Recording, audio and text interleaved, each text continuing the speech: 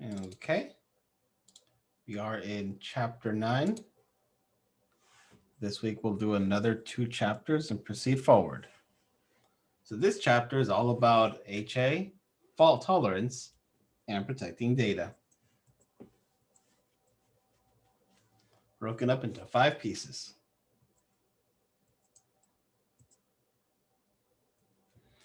vSphere has quite a number of ways to protect your data, to protect your virtual machines to always stay on.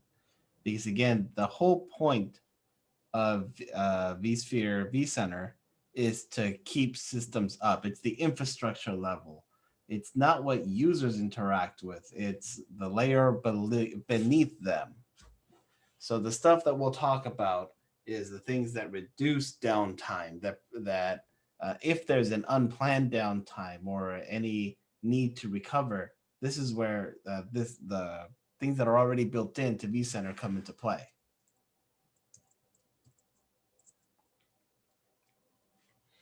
Uh, by making it highly available, which was HA high availability, we can keep our servers on no matter what, our virtual machines on, and any services that we offer through them on no matter what, along with native backup and redundancy throughout our data center or data centers. High availability or HA uses multiple ESXi hosts that are configured as a cluster in order to provide that rapid recovery from any outages and keep virtual machines running all the time. With HA, in this example, we have 3 physical hosts and 1 vCenter server. If a host goes down at any point, let's say if this first host goes down for whatever reason, the virtual machines within it will not be lost. Nobody will feel the change. Instead, these virtual machines will automatically run on the other hosts. So while we can service this host, figure out why it went down, these other 2 will take the load of virtual machine A and B, and our users will never know the difference. If we have VMware tools installed, which we should, we'll be able to know which virtual machine goes down by their heartbeat. And vSphere HA will be able to reset that virtual machine for us. So we don't even have to do anything about it. It'll let us know that it noticed that virtual machine D stopped working, so it restarted it for us. With VM component protection, we can have that same level for an application within a virtual machine. Further ensuring that services are up all the time for our users from our data center.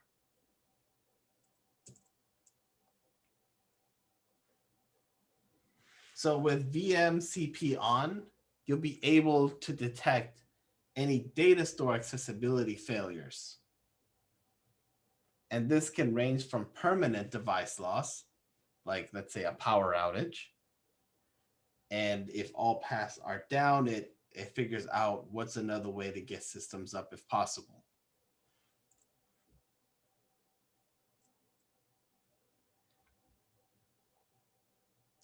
With high availability, we have ways to get systems up in case they lose network access. There could be an alternate way for the host to get back on the network just in case. And again, if the host itself is completely down, its virtual machines can just move off to another host and continue functioning.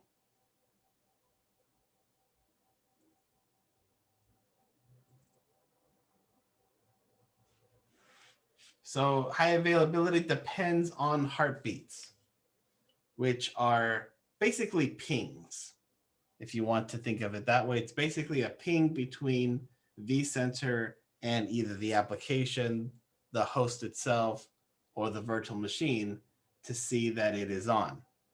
Ideally, you want the heartbeat network to be a totally different network from your management and from everything else. Because if those heartbeats take too long to return, then vCenter is going to assume the system or the application or the VM is down and do something about it. So you definitely want to have a different network for your heartbeats and ensure that that network is redundant should something go wrong.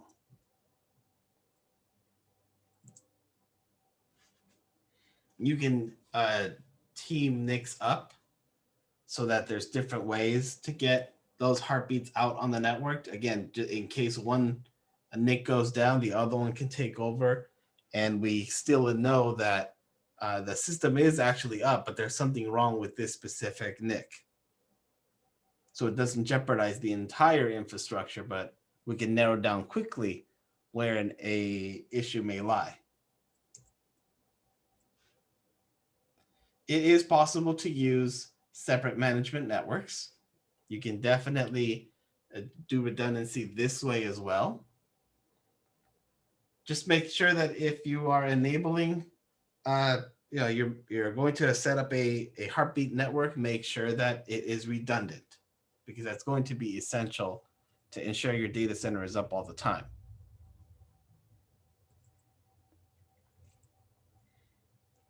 The architecture for high availability starts with vCenter, of course, having its management network and a group of hosts connected together into what's called a cluster.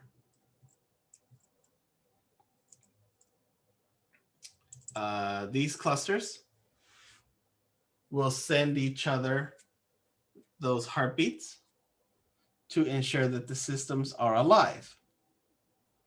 And they'll all report back to vCenter with yes, they are on, or no, they're not.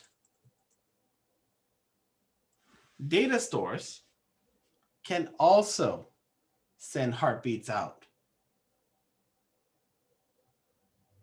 That can be another way to detect a network outage.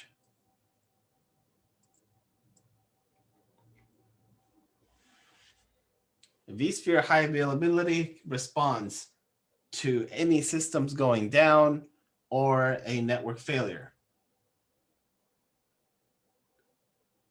In regards to the data store, we can handle the absolute or the permanent outage. When a host goes down, and by down, it just simply means it's not responding, it's not sending those heartbeats and not responding, then the hosts begin to identify what could it be, and see if they can resolve by either moving things around or sending a message out to the administrator. They try to figure it out on their own first. If a master system goes down or the primary system goes down, then the other two will also detect the same and try to figure out, okay, who will be assigned the master now, and to keep each other going.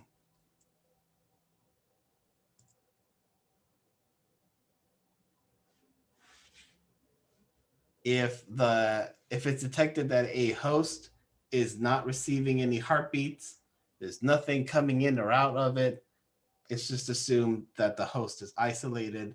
Those virtual machines will be dealt with, and life moves on. Alerts are sent out, and we get alerted that, hey, this server is down.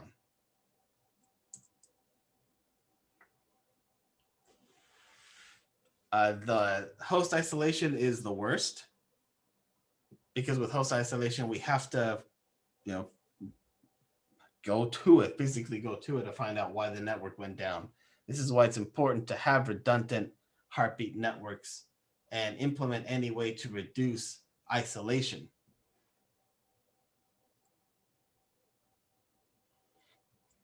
Because when when this host goes down completely, when we can't reach it, then no tool can get to it. We can't SSH into it. We can't remote into it if it's completely down. So the last thing you want is host to become isolated.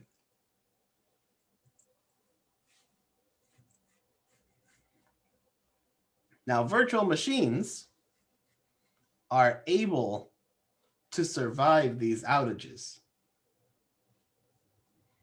Of course, you don't want these outages to happen, so you do everything you can, like having good switches, having good array configurations, having a good power backup options. But we can't plan for, or we can't have everything for any possible situation. We do our best to plan and prepare and use the tools that are provided by vSphere to keep our systems up.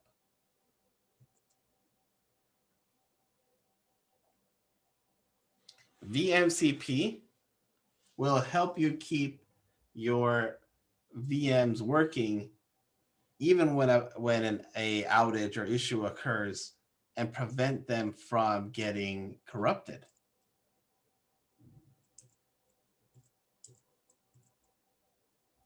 So like I said, vSphere high availability needs to be as part of a cluster.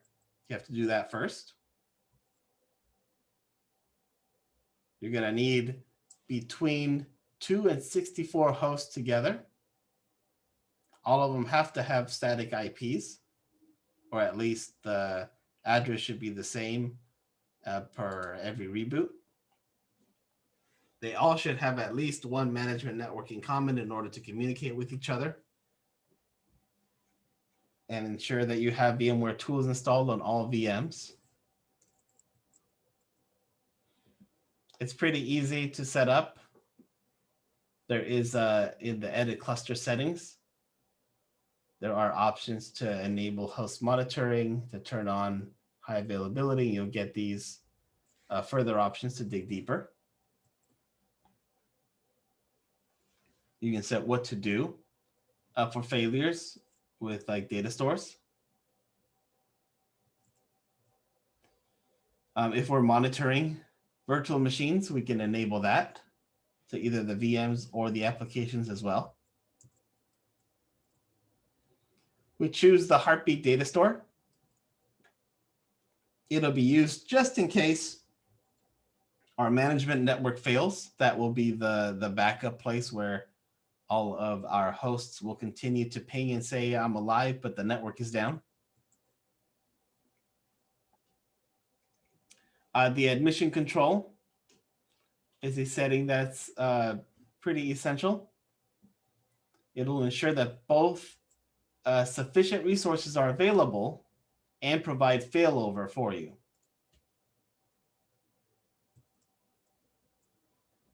So here's an example of 3 systems. They are not all equal, but we can put them together in a cluster, and our total capacity will be 24 gigahertz and 21 gigabytes of RAM.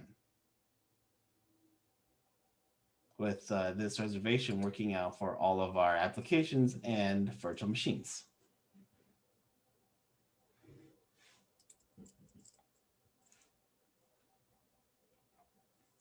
Here is an example with admission control, having 3 different hosts with a couple of virtual machines. And this example, we have a total of 10 slots.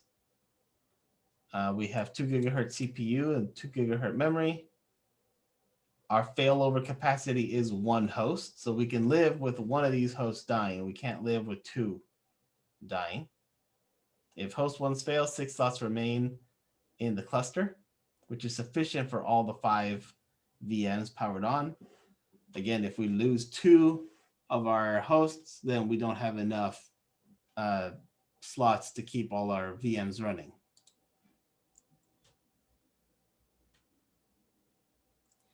If we reach that point where 2 hosts go down, then any other VMs won't be able to power on because we don't have enough resources to power them all on.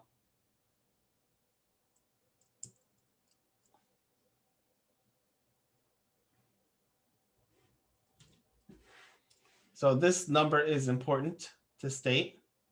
How much performance degradation will we allow before we can no longer keep our system up?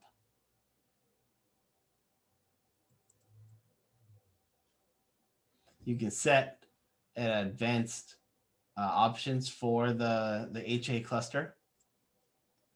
For example, forcing them to not use the default isolation address or ping alternate isolation addresses and so on and so forth.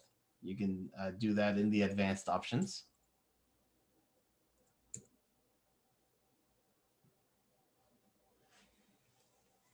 If you use orchestrated restart, you have these conditions that you can use along with a priority tier. Again, always ensuring that our data center will be up no matter what.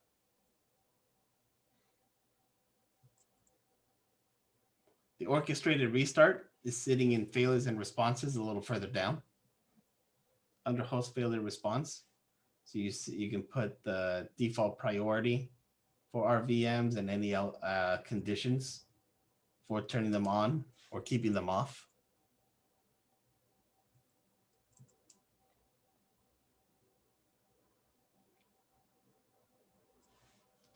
So this will allow our VMs to be able to stay up, or depending if we don't have enough resources, what will stay on and what won't. We can pick and choose.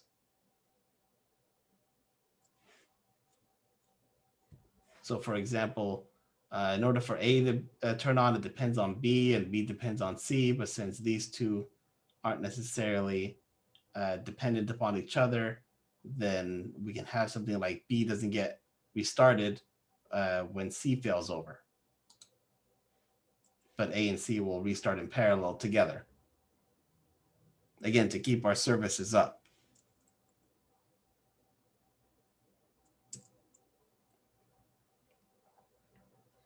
Host monitoring is that essential portion. Setting this up properly will prevent unwanted attempts to fail over virtual machines.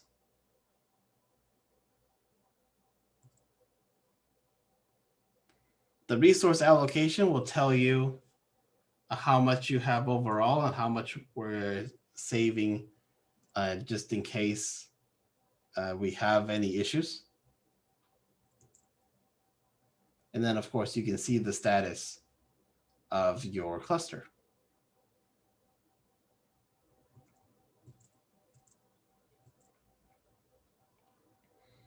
Fault tolerance is next.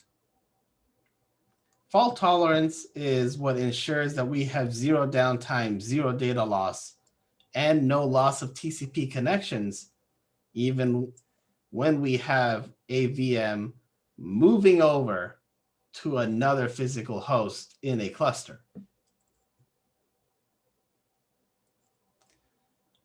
So we can handle up to 8 virtual CPUs and 128 gigabytes of memory. We can handle up to 4 fault-tolerant VMs per host with no more than 8 vCPUs between them all. Of course, vMotion has to be used between the primary and secondary VMs. That has to be supported.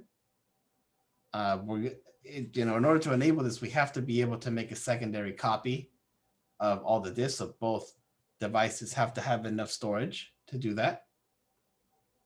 This does handle things like thin provision, thick provision, lazy and eager zero.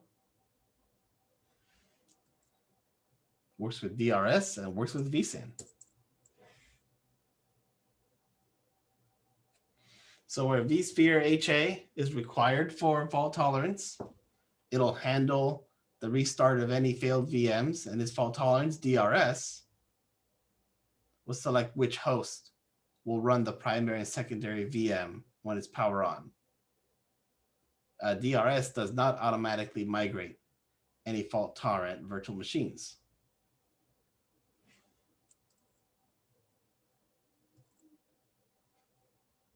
In order to enable fault tolerance, we have to have a copy of everything.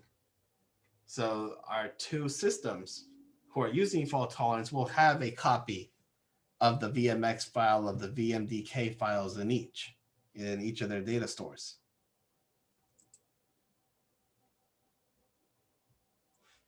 If there is a change in the primary machine, that's not processed in the secondary. The memory is just updated. So as whatever happens in our primary system, the contents of memory gets moved over to the secondary. In case we have to do an instantaneous flip, then the memory is all up to date on both sides, so we can continue working no matter what. Using fault tolerance, that second VM is created in the secondary host, and then the things like memory and everything else is copied between the two. So you definitely need to make sure that your backbone, your network backbone is strong in order to copy RAM quickly from one system to another.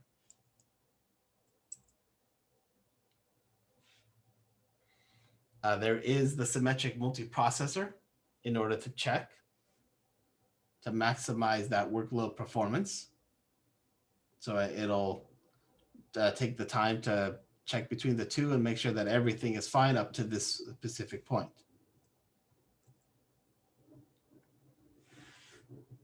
Between the two hosts, there can be a shared file that will prevent any change. That way it's the same UUID between the two systems. If you see a .ft generation, then we have what's called a split brain condition, which basically means whatever process is happening, it's occurring on both hosts, and the information is being stored in one location. Kind of like round robin networking.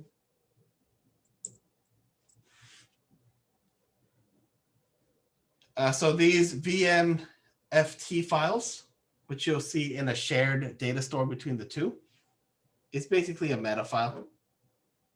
It contains the two UUIDs and their VMX paths. That way both systems know where is the information.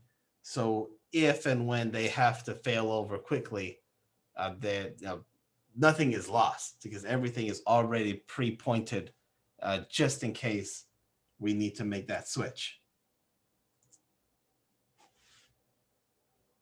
Enable fault tolerance is in the VM. So you would right click a VM, go to fault tolerance, and then turn it on.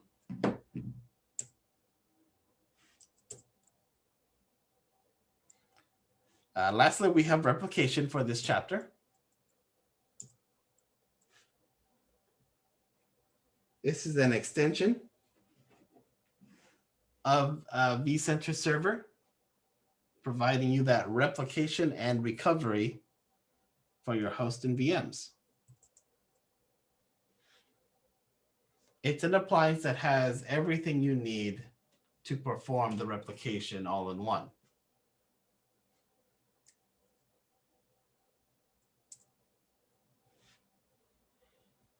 It can move VMs from a source site to a target site, monitor and manage their replication status, and do any recovery at the target sites.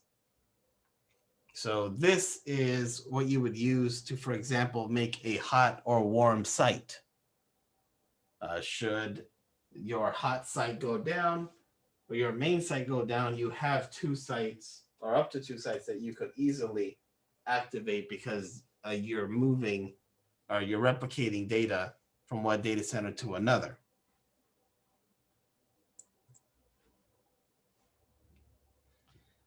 Deploying the appliance is an OVF.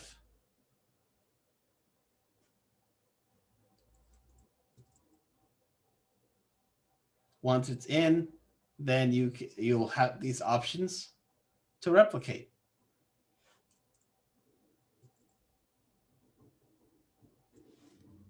And then we can enable it and say, hey, we want to keep 3 instances for the per day for the last 5 days. So we essentially create these point-in-time backups.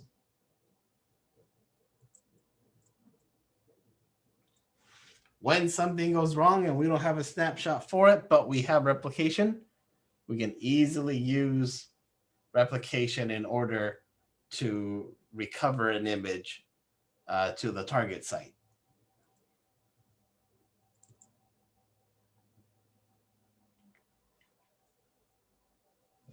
We can also use storage API in order to communicate with our storage that could be off host to do land-based backups.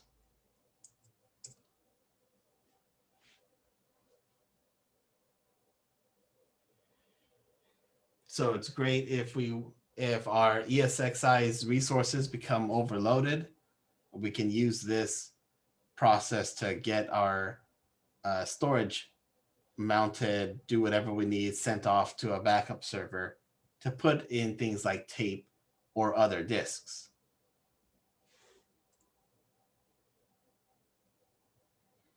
This allows our data center, our VMware data center, to communicate with backup servers to offload these backups.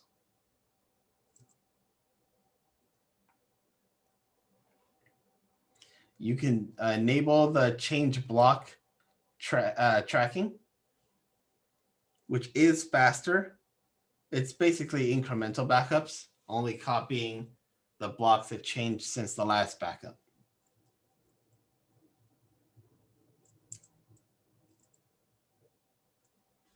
Any questions?